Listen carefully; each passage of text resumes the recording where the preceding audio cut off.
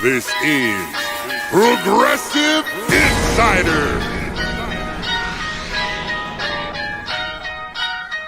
Yeah, Progressive Insider, you know they wiser. This that new media company covering everything. I'm talking that news you ain't heard of, cause you know it's getting buried. Social justice, yeah, the stuff you need to know about. Talking politics that the corporate news won't cover. You know they don't think that you could see under, but you can now, cause the people we cover, they may not be famous, but their stories should be heard. Yeah, every voice matters. We should rise and fall together. Meeting is now streaming live. Nice. This is working. Yay. Good morning, everybody. Good morning. And we have Andy, the land shark. That's right. Fins up. Good morning, Andy. Good morning. How are you? How is it going? Good. Allergies this morning. Allergies. Oh. So I sneezed. Nature's way of telling you we're waking up. Right, exactly. Stupid trees. So yeah, it's just been one of those it's Monday take 3. You should live in Brazil. They don't like trees there. No, but they got all the smoke from burning the trees. So okay, we have to take the good with the bad, I guess. Yeah. There's nowhere to go. Nowhere. So I'm just checking our stream to make sure that we are good. All right. But look at Hair of the Dog embracing technology. Barely, but yeah. Kind of a long arm ass out hug. You know. Right. Okay, everybody's caffeinated. Yeah, hey everybody, good morning and welcome to Ron Kuby. Now that I can say it properly, good morning. Good morning. I want to share the your website with everybody because first it's cracking me up to no end. And I want to get this on a poster because it's just so eloquent. Let me see if I can pull this up here. Here it is. All right. So just from your website, I love the way that this is written out. Opposing federal and state government as they come up with creative new ways to disproportionately punish people living outside of the law because of their political beliefs, race, class, immigration status, creative impulses, and perceived deviance. Holy cow. The fight never ends. Trying to have a large client base. Like it's important. Right, exactly. Who doesn't like a great run-on sentence? Oh, excuse me, Mr. Grammar Guy in your Land Shark t-shirt. Right. Everybody's a critic. So, but thank you for joining us this morning while you're sheltering in place in New York. So are you working from home or are you being defiant and going into an office? Well, I do have an office and I'm the only one going in, and I'm in New York City. And so my office is close by. So I walk to my office with my dog, spend a little time in the office after properly sterilizing, try to do some work there, do some work from home. But the truth is, since the courts in New York are largely shut down, and our wonderful progressive governor Cuomo, who everybody loves, who's exercising great leadership and worshiping, his blah-de-blah. One of the things that he did was he suspended all the deadlines in the criminal procedure law. And without getting all technical about it, what that basically means is if you are currently incarcerated, nothing is happening in your case until such time as those deadlines are reinstated. So if you are incarcerated, you will stay incarcerated unless acted upon by a greater and opposing force. And there are no greater and opposing forces because the courts are not even accepting filings in most cases. Yay! That's amazing. Governor Cuomo. Oh my God. So And you thought he was too busy cutting Medicaid.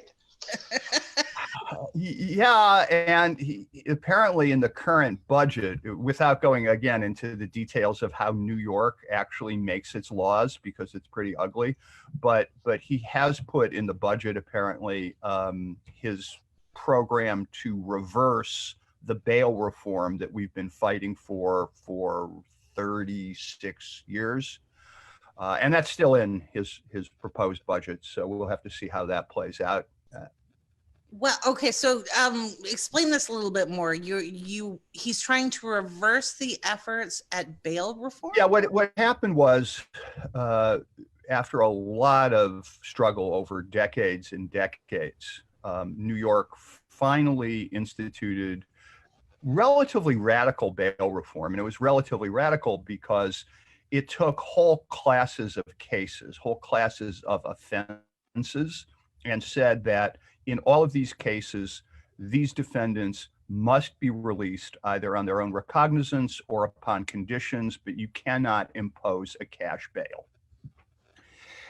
And what that did was create a predictable backlash from the right wing and Mr. and Mrs. Law and Order and the police and the whole carceral state apparatus, because people, like there was one case, for example, and every day there was a new headline about this until the coronavirus took over. You know, one guy had been arrested 142 times for theft of services for turnstile jumping, going back to the 1980s, and he was released without bail. And the right wing said, this is an example of why we have to have carceral bail. And we were saying, all right, well, what about the 100 and something times before reform was passed? Like, they didn't do anything then. Why do we think incarcerating this guy for a couple of days now is going to change anything? And then there was a big cry to allow judges to be judges.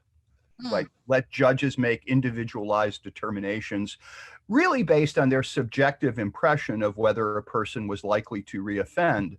And guess who is perceived as most likely to reoffend? The nice white kid with his parents in the courtroom in his suit and tie, or the poor black kid who was turnstile jumping. Yeah. So we got rid of that. We're trying to do that. And now they want to roll the clock back on it. I don't think I could even jump 142 times. Right, give them credit for that at least. So this is what they have deemed as a hardened criminal that's a threat to society, right? Well, not a hardened criminal, but somebody who continues to reoffend. And the truth is, they will continue to reoffend if you are poor. Nobody rides them anymore.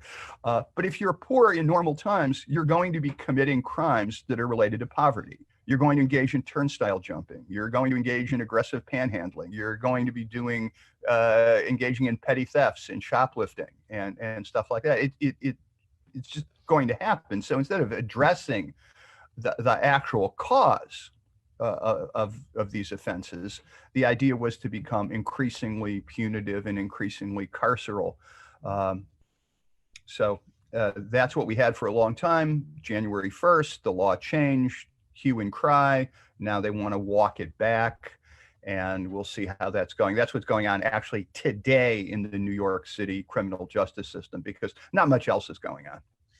It reminds me, we had introduced a guy and interviewed a guy from Kansas City. And one of the things that struck me in his interview was he was talking about how Kansas City had made public transport free, because the way they argued it is you've already paid for it, right? Through federal and taxes, federal and state taxes and everything that you do. And it just would save the city money to have people with free transportation to get to and from work and shops and things like this.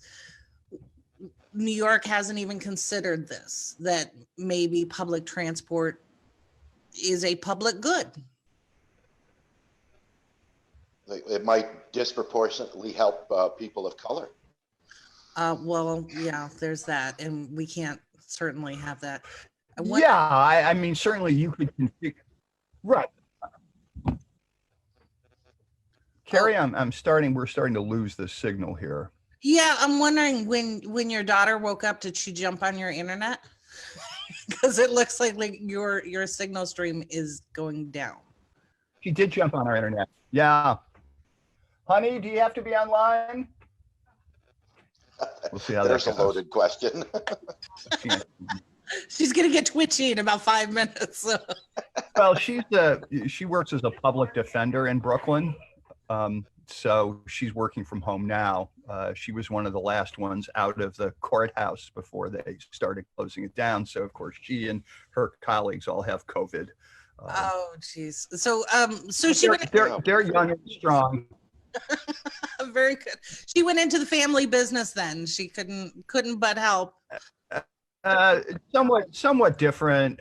She's, as a public defender, she represents exclusively poor people, and she doesn't make choices about what cases to take and what cases not to take.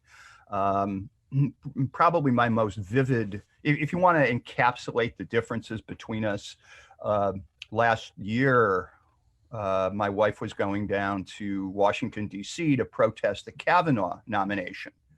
Mm-hmm. And my daughter was in law school in Washington, D.C.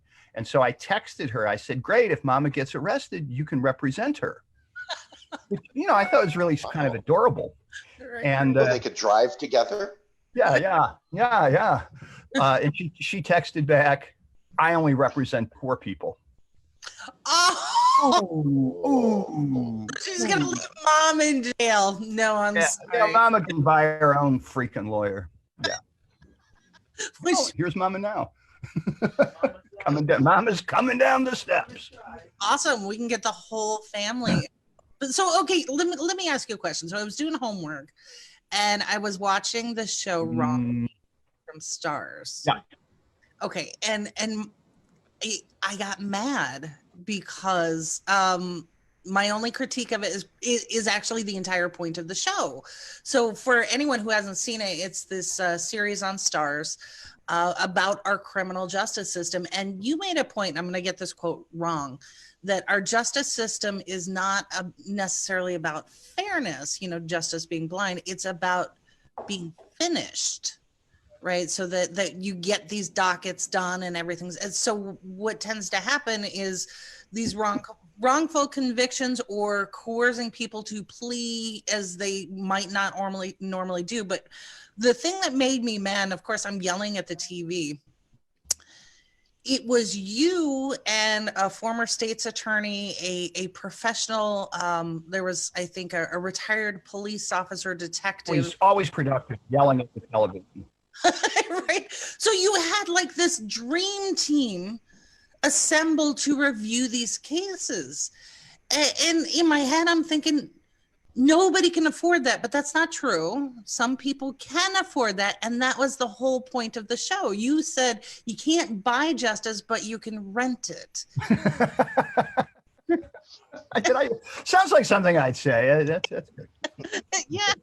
And that's just, it made me mad because here in Illinois, we had a Supreme Court justice candidate for the first time in state history. Not only was he running as a Democrat, because usually you don't name your party affiliation, but he was running as a progressive reformer. And he was going around the entire state saying, hey, did you know that our court gets paid based on number of convictions? What do you think that does for us? And that was something I didn't know. I didn't know that we were funding based on the number of people we convict, put in jail, put in prison, all of those things. So it really called out your point that they just want to be done. You are just a docket number and be done. So what do we do for that? Anything? I mean, I think a lot of things that are being done about that and have been done really in the past generation, ever since the advent of the Innocence Project and DNA testing, which has repeatedly shown defendants, including defendants on death row, to be innocent. I think there's much more of a movement now to re-examine older cases, go back and excavate them, and a more receptiveness on the part of district attorneys and particularly judges to re-examine evidence from the past or to take a look at new evidence that's been discovered. There's been statutory changes allowed around the country to permit that. There's been case law that increasingly permits that. So I think that part of it is being done. I mean, the problem, I mean, I know Wrong Man is a fun show, and it's interesting because it really does raise questions. Did this person do it? And you can debate that at home. But the problem with actual innocence cases is they are the exception in the criminal justice system. I tell you a little secret here. Most people who are convicted of crimes did it. I know.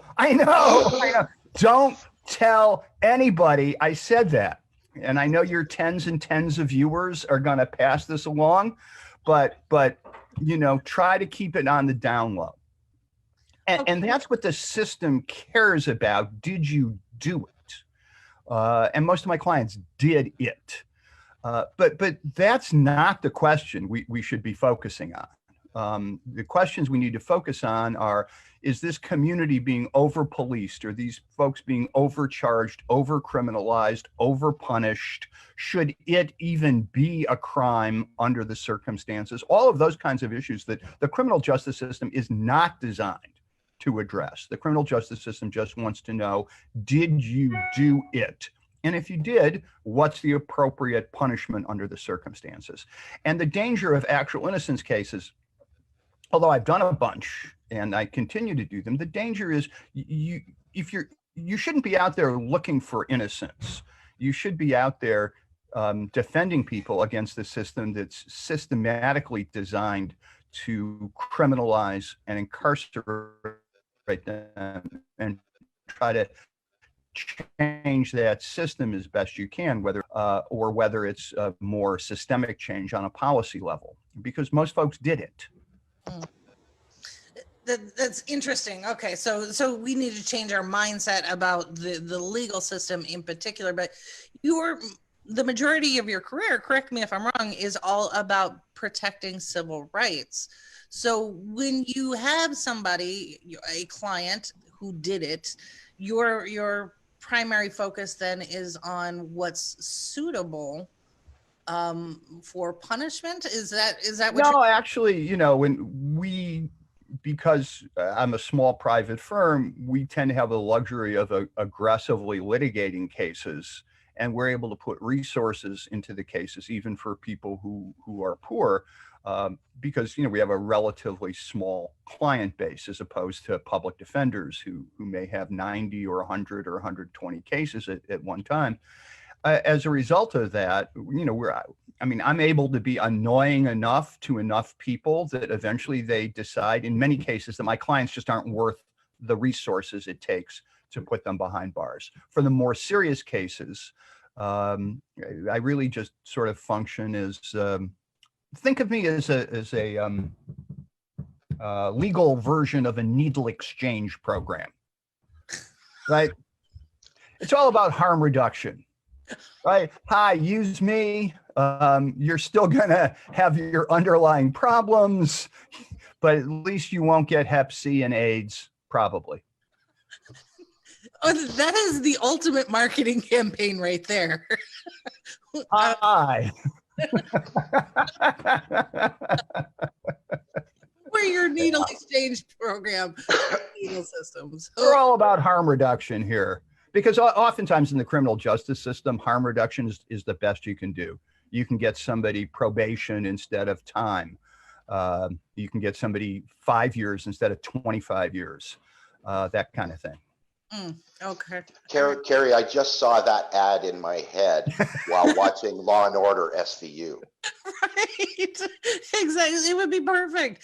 I was on that show. I still get residuals from that show. Okay, what episode? Oh. Whoa. Yeah.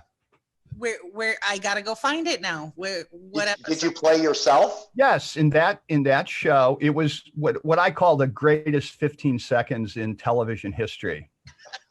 Unless you had a widescreen, in which case you only saw my hair, but you got to hear my voice. Oh. I was representing a corrupt Latino politician in New York. I forget the name of the episode, but fast forward to the 58.5-minute mark and you'll catch me. Yeah. IMDb. Everybody go to IMDb right now. I need those residuals. Yeah, you get these checks in. The great thing about unions, as you probably know, among other things, SAG-AFTRA is a particularly aggressive union. So you're always getting your residuals, and I get a check for 8 cents. Oh, well, let's do it. How about Literally not worth the paper it's written on. Or it's certainly not worth the stamp it took to send it.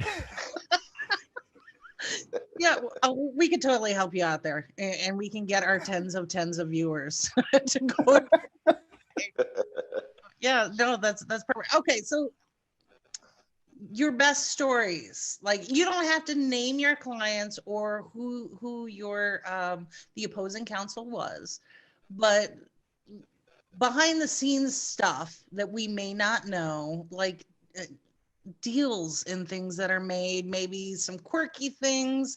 You've been at the forefront of a whole lot of fights. Like, before we started recording, I mentioned to you how nervous I was because I knew of you, and through my entire lifetime, anytime there was a major headline with a case or a question about civil rights, you're involved in it, right? So I'm going through all of it. So I actually got a little nervous because just everything in my entire life. Because I am so utterly awesome that it's really hard to figure out you're sitting right here with me. And I take it that feeling has passed.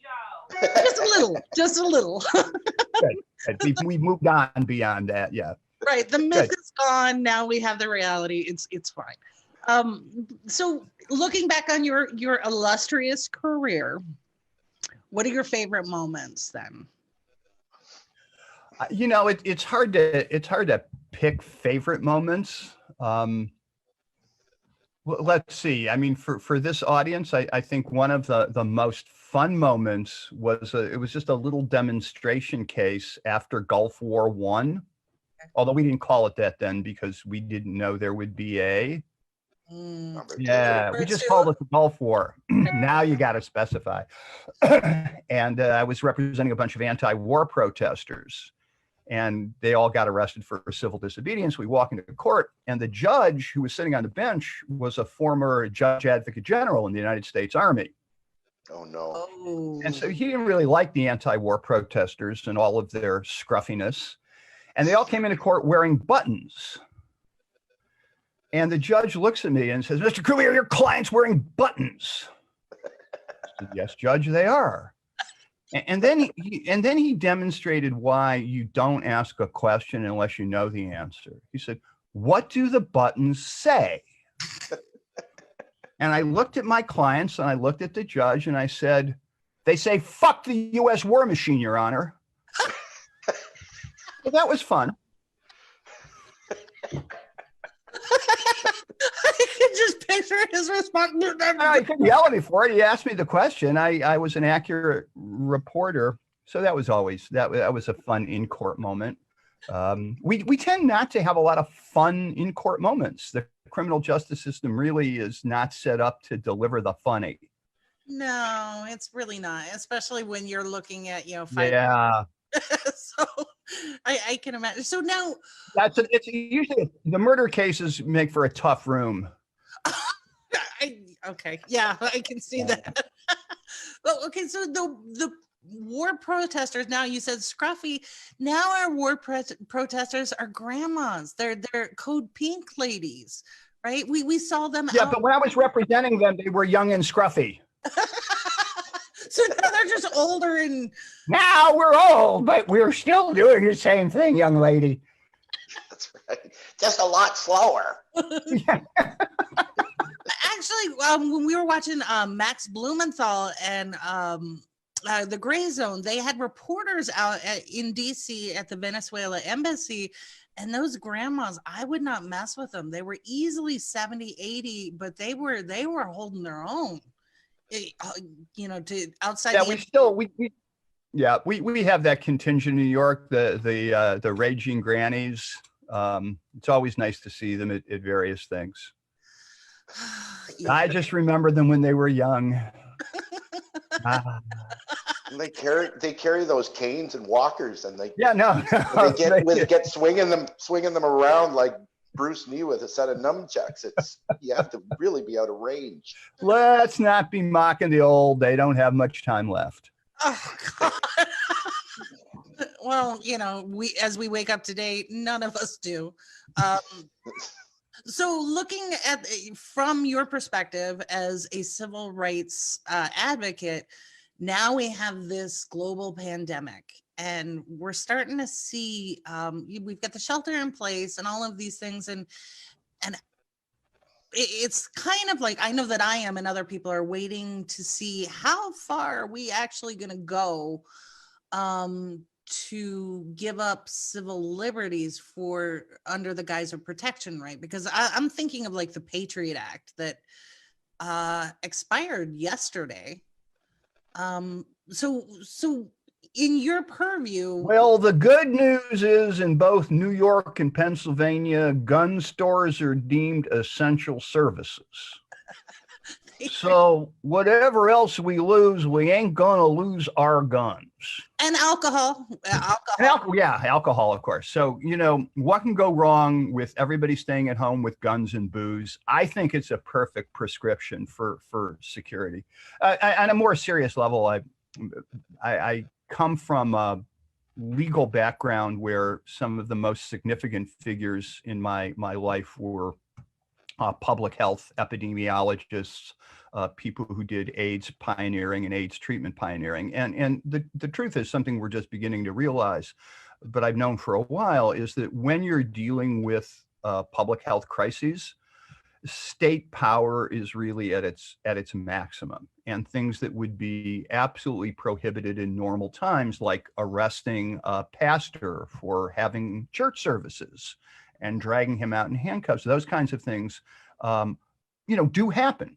And this is not, though, some sort of perceived crisis or cooked up scenario designed to deprive us of our civil liberties. This is an actual, real, ongoing health crisis, in which thousands and thousands of people are dying, over 1,000 in New York City as of right now.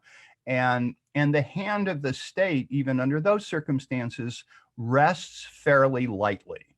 Mm-hmm. That is to say, I can get up and I can walk to my office. Nobody's going to arrest me. I can't, join a pickup basketball game. But you know what? I never could. I'm a crappy basketball player. Groceries are being delivered. There's not people are not prowling the streets, shooting it out with the police who are, trying to quarantine us. They haven't set up 50 caliber machine guns at the New Jersey side of the Holland Tunnel, as in the Stand. I mean, I think that most leadership around the country, putting aside the head leadership, but at the state level, most people are acting very responsibly. They're taking it seriously, some sooner, some later. And I don't see any sort of significant permanent loss of civil liberties in the United States based on this. And I mean, the thing that's most deeply disturbing to me is that the people who have already lost most of their civil liberties, pretrial detainees and persons behind bars, of which we have in total in New York State about 40,000 or so, they have no recourse to the courts anymore as a general matter, not because the heavy hand of the state has shut down the courts, but because the courts themselves have decided better safe than sorry. Which means that the judges aren't there, they're at home. We have a technological base that was, designed. I don't know if you remember Princess phones as the latest technology. I don't know, you look it up. Your young people can Google it. Basically, the technology that we have in the New York State court system was new around the time the Princess phone came out. I mean, for example, in New York City, in the criminal courts, we have no e-filing. That is, all documents that are filed have to be filed with paper copies, filed in the clerk's office, paper served on opposing counsel. Yeah, right? I live in a county that is mostly rural, and we have e-filing. Holy cow. Yeah. No, I get that. And there's a lot of like institutional reasons why we don't have that, mostly based on the fact that individual judges run their own little fiefdoms, and most of them are old and they never really learned how to do this. And look, like as an old person, I was kind of forced to learn to do much of this because that's where things are going. But if you're a judge, being a judge means you're not forced to do anything. So if you wanted to, there are some younger judges that do permit you to conduct transactions online by sending PDFs, but those don't take the place of actual paper filings, which these days are simply impossible. I mean, nobody's going to their office to churn out copies and lick stamps and do all that other, So what's that, Andy? I'm sorry, Andy. Doorknobs, right? What'd you say, dude?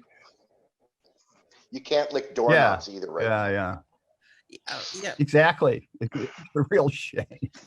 So we're seeing states that are releasing those that have been incarcerated, not necessarily from maximum, but from jails, right? Low, what we consider low level offenders, so if you have a client right now who's got a case pending, what can you do? Anything? You're just for the people who are in the category of pretrial detainees, they have not yet come to trial. Some of those individuals are being released, not very many. And the mayor is working in conjunction with the district attorneys in New York City to identify those people that prosecutors think can be released safely. Newsflash. These folks, the prosecutors have already put these people behind bars pending trial. So by definition, the category of people who DAs, who prosecutors think can be safely released, is going to be a very, very small group of people. I mean, maybe talk to defense lawyers or social workers or case managers or other people to get a fuller sense. Statewide, Governor Cuomo has done nothing. And there are many, many things he could do, again, without getting into all the technicalities. There are many people who are released, are essentially have been granted parole, but haven't been released yet. There's usually a 6-week period while the probation departments do home visits to make sure they're being released into acceptable housing that's not filled with criminals. Well, they're not doing many home visits. Duh. And these folks are just sitting. I mean, the government has said, you can go free, you can walk among us, but they remain in jail, in prison rather, being exposed to COVID-19 for essentially a bureaucratic reason. There are also hundreds and hundreds of prisoners who have been convicted of serious crimes, but are coming up to their conditional release date. So let's say you've done 15 years of a 16-year sentence. Just maybe you can be released. That another year is not going to do anything to you or for you that 15 years hasn't done. But again, Mr. and Mrs. Law and Order don't want that to happen. The governor has never been good on those issues. And, it's going to remain a problem until Mr. Convicted Criminal gets a ventilator that grandma can't get because Mr. Convicted Criminal got it first. Do you think that's realistic, though, that Mr. Convicted Criminal is actually going to get the ventilator, though? Some of them. Some of them are. Some of them aren't. So But now, it can't be like the jail scene in, again, my favorite apocalypse movie, although I watch them all. It can't be like the jail scene in The Stand, where everybody is left to die and you're saving your last dead rat. right, exactly. So this is where we could be looking at, well, on the other side of this pandemic, we could be looking at a wave of civil rights violations coming forward, these petitions, because if you have people incarcerated and then you knowingly put them at greater risk, because like you said, New York, you've got to file everything by paper, but now you can't. Nobody's on the phone doing things. So you have, because of an antiquated system or politics or whatever else, knowingly put people at risk who should not have been. So that could be like the cruel and unusual, or whatever definition. I'm not a lawyer, but yeah, no, you got the right. You're in the right area. You got the right amendment. I mean, the short answer to filing civil suits after, like, people die, to get some money for their family, I mean, maybe, but there's a lot of procedural bars to doing that, especially in an emergency, especially when it comes to prisons.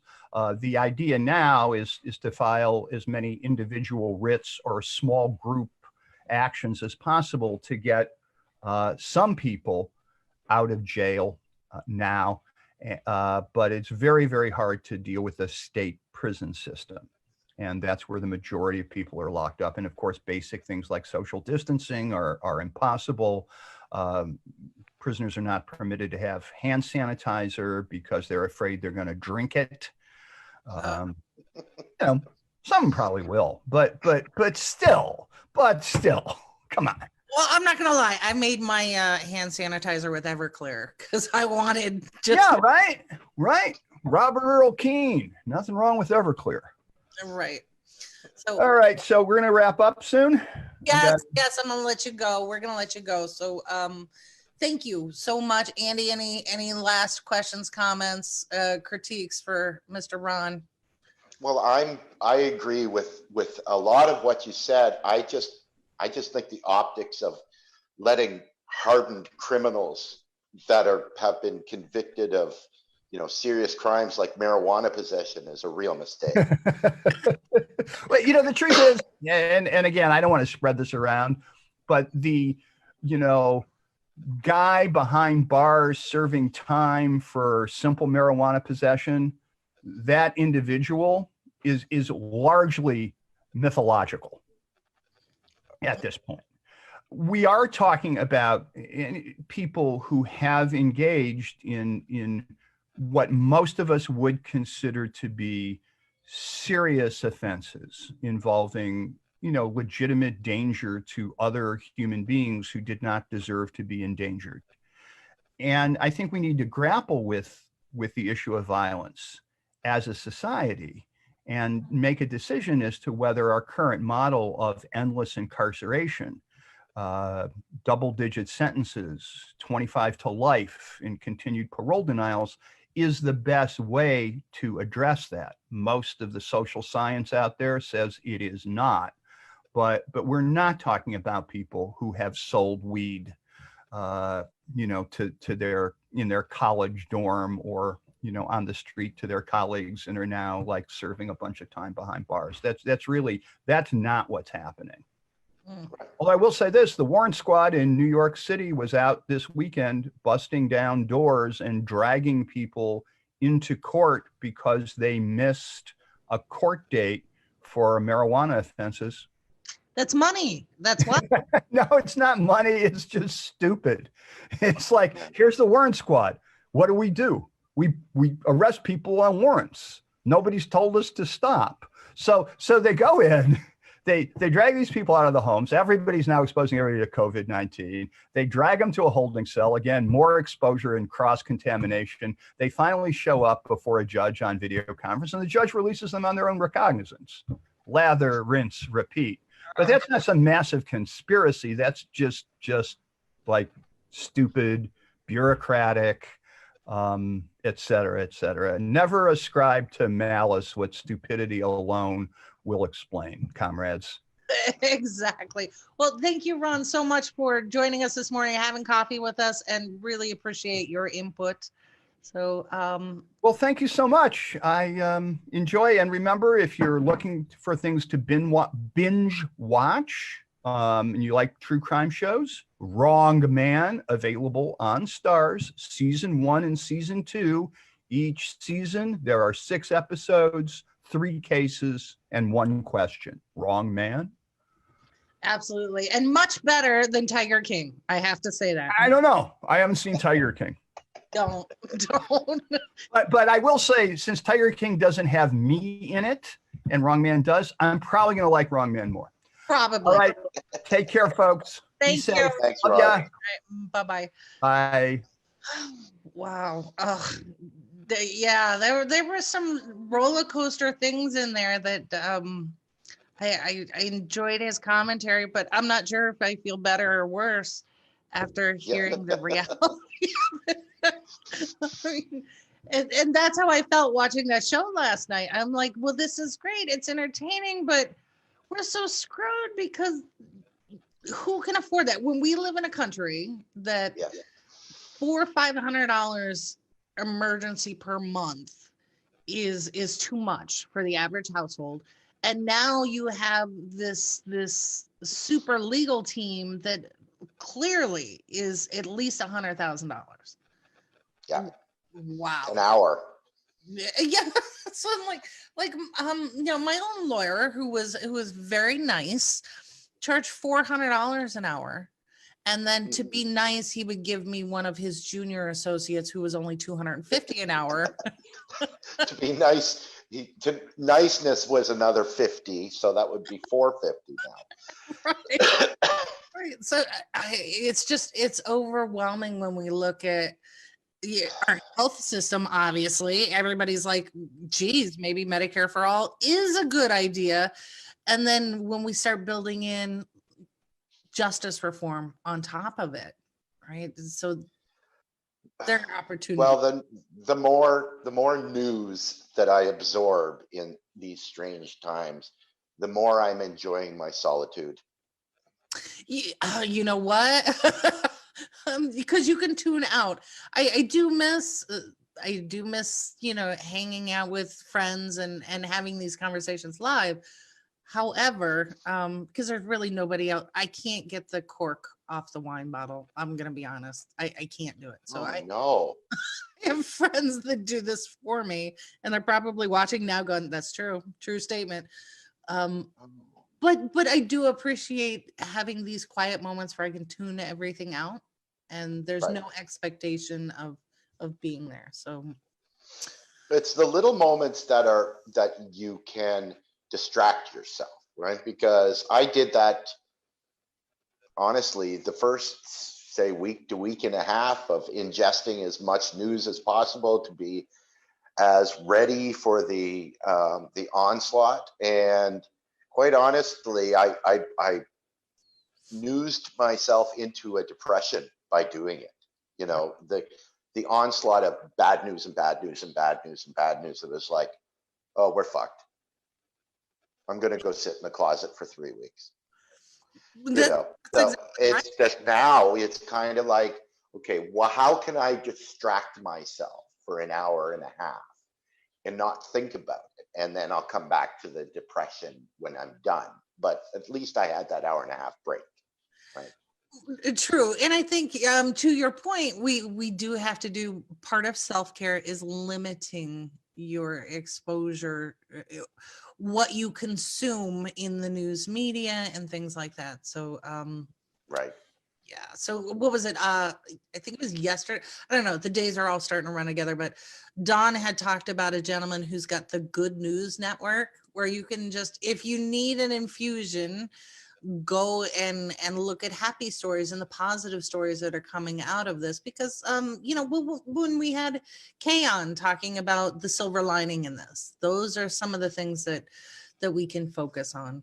But we're going to find that, right? People find inner strength in these situations, and you end up going the extra mile for your neighbors and your friends. And I was kind of hoping to, if you don't mind me telling about the thing that happened to Deb last night when No, please go ahead, please. Yeah, because as some of you may remember, that the story I've told, that she's a permanent resident now of our trailer in the driveway. And to see Deb, we have what we call the SDP out here behind the garage, called the social distance patio. And so it's long enough that you can safely sit at either end. So my wife will text me the keyword, and I will text it back, and then we will meet for an impromptu smoke break on our back deck together, right? So that's the only contact that I have with my wife. Well, yesterday, and my daughter knew this was happening. I was completely left in the dark, and it was a complete surprise to Deb. But one of her coworkers, who was on maternity leave when all this happened, of course, she's not coming back, she has small children, they made some handmade signs, and they came out to the house, and they placed these 3 signs in the driveway. And one was a message to Deb about thank you for keeping us safe, and a big heart on another one, and you rock on the other one. And they dropped off a care package on her doorstep, and then they left, right? And so then my daughter, messaged her to come out of the trailer and see what'd be left. Of course, she was in tears. She's absolutely, thrilled by that. It just made her day. And it's such a great example of the things that we can do for one another to get through these times, right? It's that human beings, this is why such an affront to us right now, is because human beings are social creatures. We have to interact with another. There's very, very few people that don't. And so the fact that we're now stuck in our homes and we're trying to reach out on social media and call one another, but we can't actually get together, is really a hard thing to get through. And in itself, on top of all the bad news and the sickness and everything else that's happening. So we've got to find these little ways of making it through this and keeping our sanity intact. And I just absolutely thrilled that this lady was able to come out and do this for Deb, and show her that she matters, and that her efforts are being noticed. And really nice. You bring up such an excellent point, and I am so happy that somebody was thoughtful enough to do that for her. Yeah. And we can emulate that. So one of the things that happened here in Illinois is we had a statewide alert go out.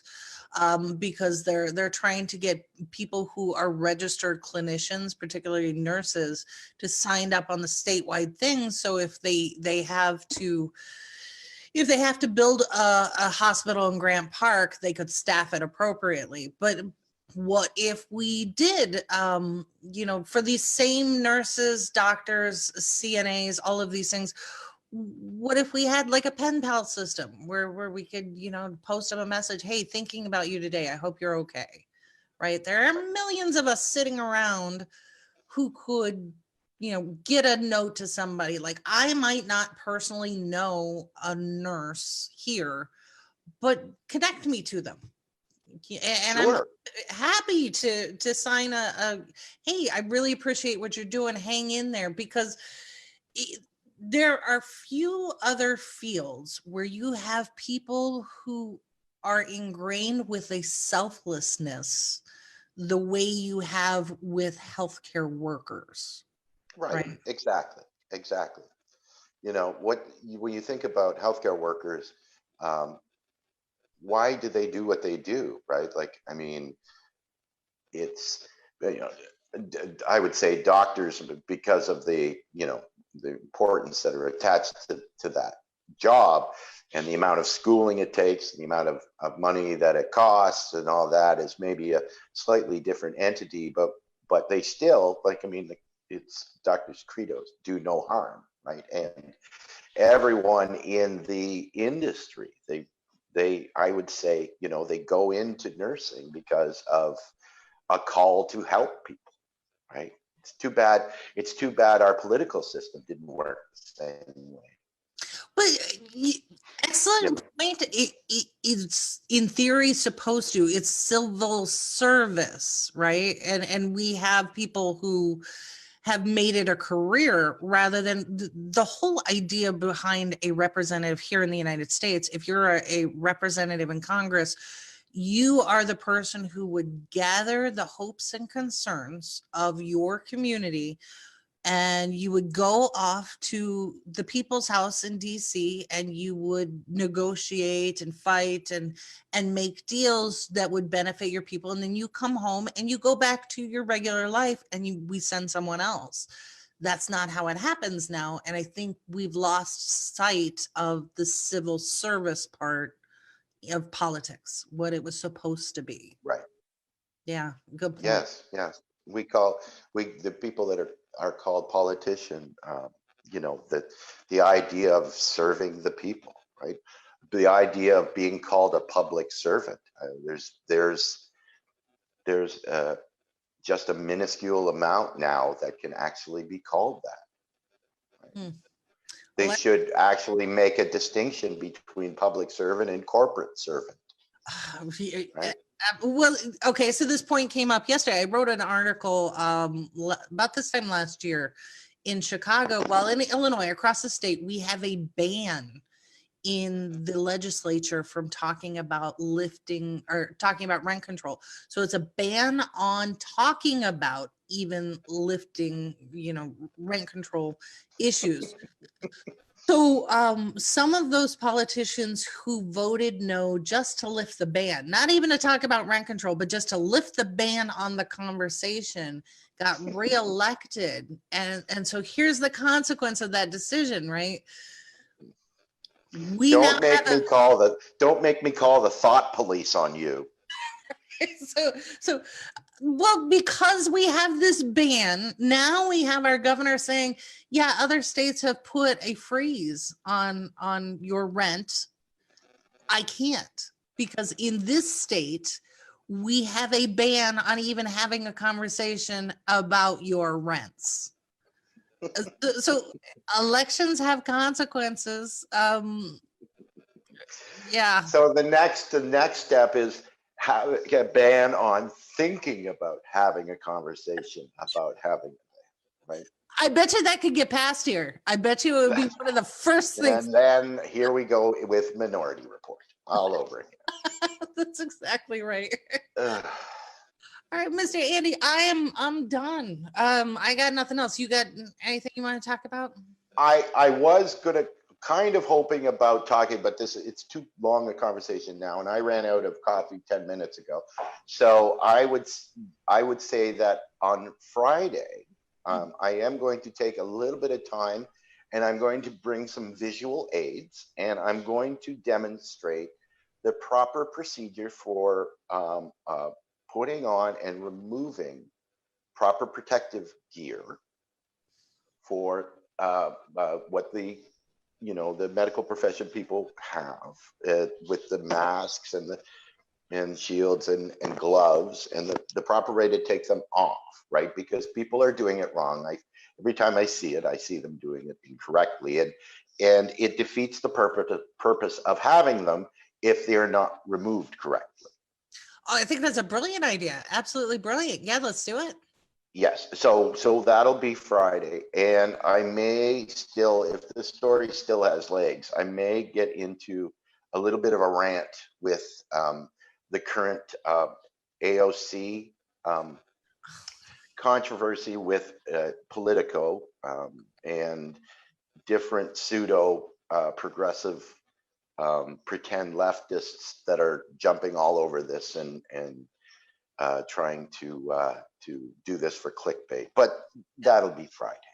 Okay, so we'll do a clickbait alert, and then yes.